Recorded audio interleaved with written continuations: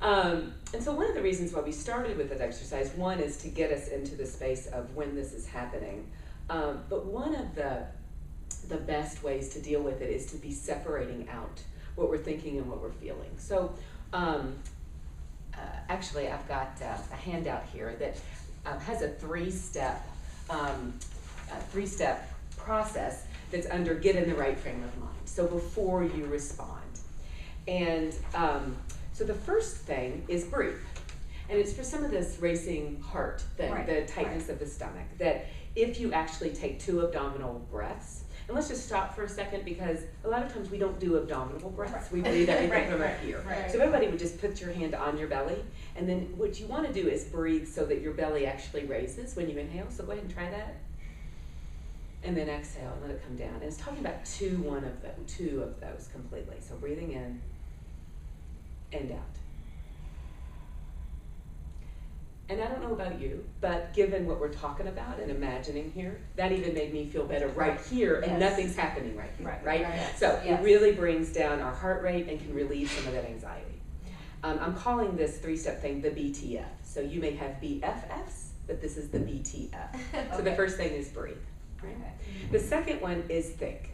And it's really just noticing, what are you thinking? Okay? And it makes the point here on the handout that that's not a rhetorical question. Like actually answer yourself. And what are you thinking right now? And is it helpful? Right? And are you having a thought that would help you focus on the situation? Because if the child was in front of me and I'm having the thought, son of a bitch, that's probably not helpful. Right? But thinking, what am I thinking? Is that helpful? We'll know, what do I need to be focusing on? Well, the child.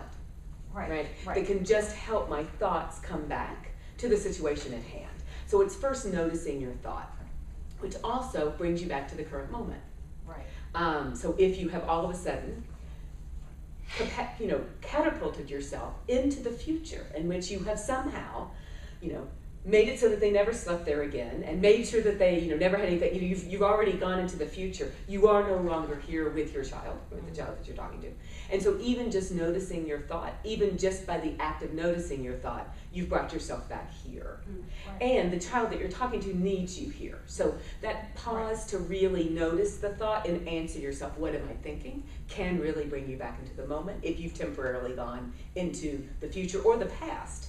Because some of the thoughts might be that you're thinking, even if skepticism was that, was that possible? Let's see, how long were they there? Do they even have a brother? Some of it may be us sort of doing an investigation in our mind, so in the past. So noticing the thought can bring you right back here, which is where you need to be. There'll be plenty of time for all that thinking later. Well, could that also even be with the past of saying oh my God, that happened to me? Sure. Going into something that maybe you had that same experience. Absolutely. Right. Good.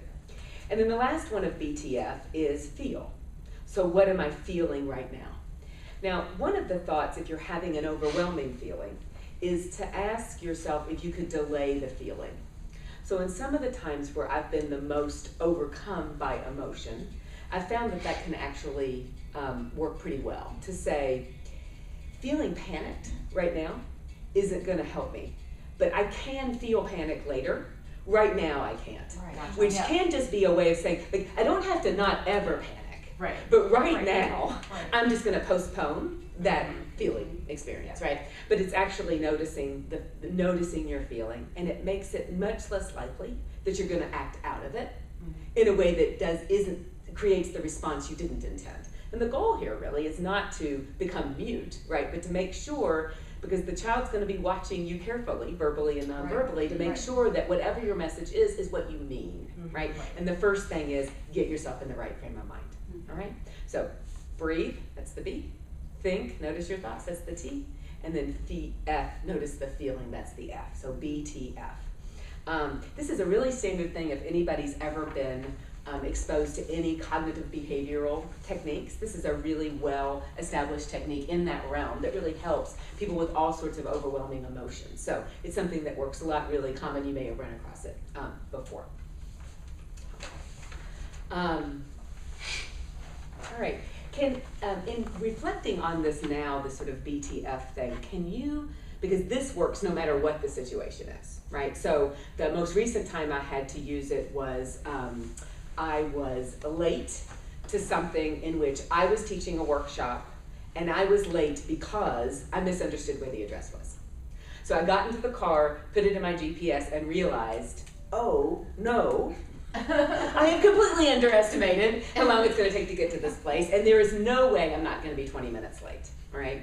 And I immediately had that feeling that some of us can have, I know I do, that clutching feeling, particularly because it was completely my fault. It was that I was moving too fast and didn't notice it. And this really helped me because first I breathed, I noticed my thought and noticed my feeling, and it helped me just say, what frame of mind could I be in now that's actually going to help me when I get there? Because showing up there after being completely stressed out for 30 minutes is not going to put me in a frame of mind. Like, that's not going to help the people that I now are expecting. Like, so most certainly are sitting in the room waiting where I am, right? Mm-hmm. And so to really be more deliberate about coming in, apologizing for being late, and then jumping into the workshop, and within 10 minutes, everybody had forgotten that I was late, right? So I was trying to use some of this technique in the car because that traffic and the late and the self-recrimination about not getting it right brought on a lot of feelings.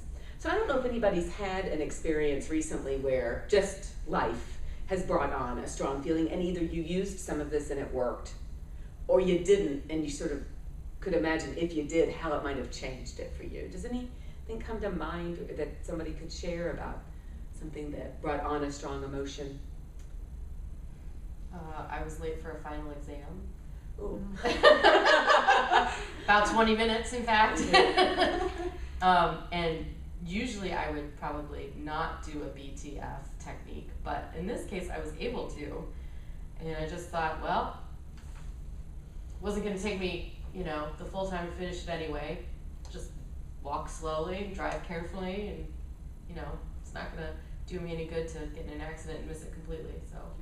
So actually, yeah, it's really, I was able to do this, which is not typical. Yeah, and you probably had to notice the first thought you had, which probably wasn't the one you ended up with. Yeah. Like the first thought or feeling, and then noticing it, and then picking the one that actually was going to serve you. Right, exactly. Yeah, the first one being, not again, and getting to, it'll be okay. So, yeah. In the interest of time, I'm not going to give the other two of you to share, but as I was teaching it, we would give ample time for the other things. Yes. Okay. Okay, good. Now, the next thought is that, so let's say we've been very successful. And I want to say that you can practice this anytime. So anytime you're somewhere and a feeling comes up, you can do this. So it could be a stressful interaction with another person. It can be life that throws you a bunch of obstacles and you're having any sort of emotional reaction. And the more that you practice it, the more you're more likely to do it in a situation where it's really important because your child is noticing your response. So that's something that you can really take with you, BTF. So let's move on into what is it then that we want to say. So let's say we're successful. So we've breathed, we've thought, we've looked at the feeling, and now we're ready to give our response. And what I'd like us to do is one of the tools we can walk out of this with is responses that we can have in our back pocket that we have already thought about so that we can pull them out, right? So something that, if this happens, that we know will be helpful. And if you've already thought of them in advance, you're more likely to go to that, right? Because you've actually planned for it. So I wanted us to jot some of them down. So let's imagine this. One of us is facing a child. They've said one of the things that I don't think. Oh, here, I'll at least get it. I'll at least get it over to see maybe their reactions. Oh, okay. So responses that you might just want to have in your back pocket to a child who's disclosing or setting a boundary in a way that maybe was difficult. What do you imagine? Well, one thing I imagine is immediately expressing my appreciation to the child. Good. So thank you. Yeah. Thank you for talking to me. Thank you for coming to me with this. Yes. Okay. Good. That's a good good. Acknowledging their courage. Yes. Okay. You are so brave for coming to talk to me about this. Not, it's really hard for kids to do that, really. So great. Okay. Any other catchphrases? Thanking them? Maybe letting them know how much you care about them.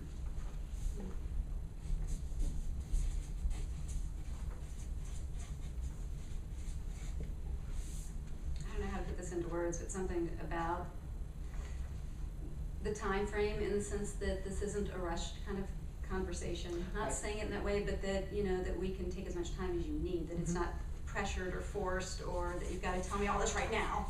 Right. Because hopefully I'm not feeling that anymore. Yeah. Right. So we have time to talk about this, both now and other times.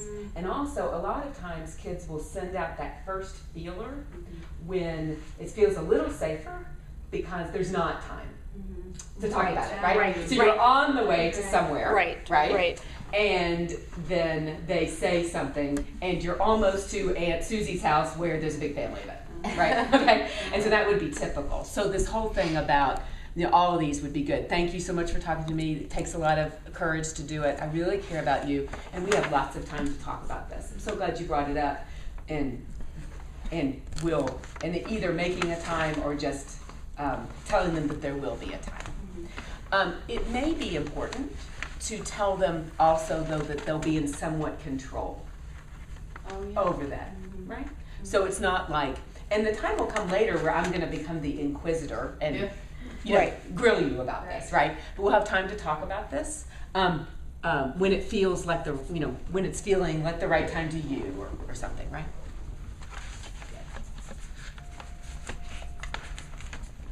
Good. So that you know that it would be on their timetable and not yours. Good. Okay, that's a nice list. It's good. Good things to have in your repertoire. All right. The second part of your handout has some just overall do's and don'ts once you're in the right frame of mind and you're giving these messages. So the first one is, of course, staying calm, which you've already talked about. And one way to do that if you're not feeling calm is, let's say the breathing didn't do enough, right? Which, you know, it's not going to take away your anxiety and your worry. Is to focus on keeping the conversation slow. So one of the things that telegraphs our affect is that we say, well, really?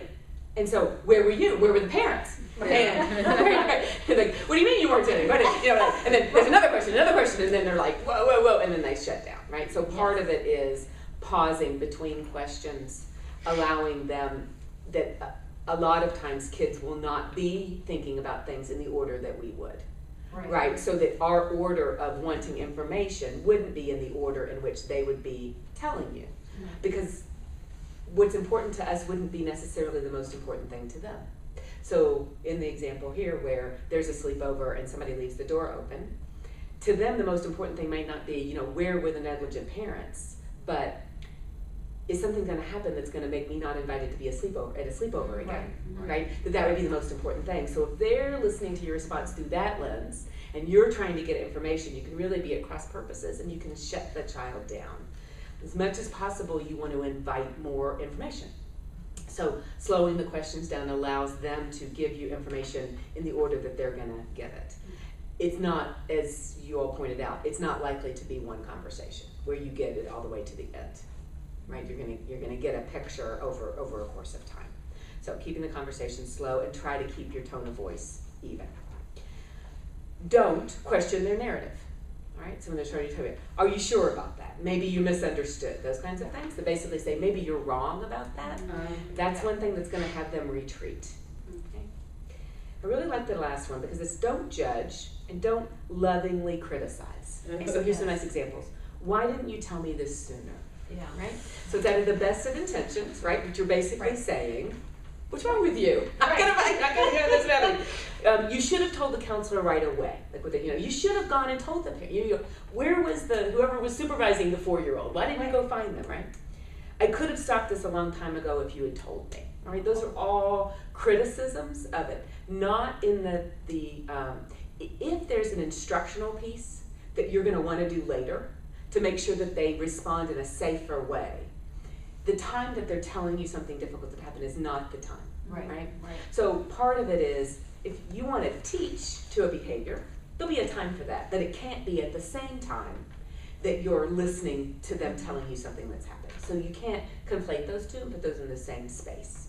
So you might just need to table that. Remember that there's something that your child didn't do, which means they didn't have the skill to do it right then. Right. And you want to make sure they have it. But if you try to do it right here, then they're going to see that somehow they made this happen or didn't stop it, and that it's their responsibility, which can really cause them to retreat and not be the message that you intended. Okay? Do provide praise for their courage in sharing something scary, which is on our list. Do tell the child how and who you will follow up with, and that you'll tell them what's going on, right?